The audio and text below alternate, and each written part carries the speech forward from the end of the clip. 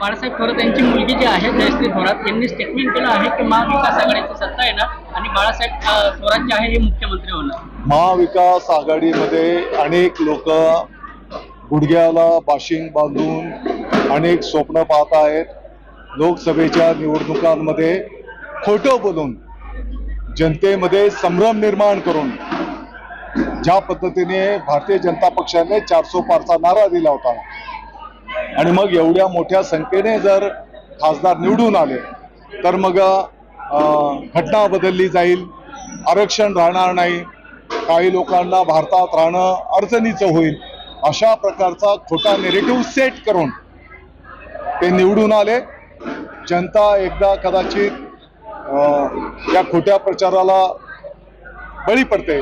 वारंवार असं होणार नाही. आणि तुम्ही पाहिलं की ज्या पद्धतीने बजेट घोषित झाल्याच्या नंतर ते दररोज खोटं बोलतायत, परंतु जनता आता बिलकुल त्या गोष्टींना थारा देत नाही.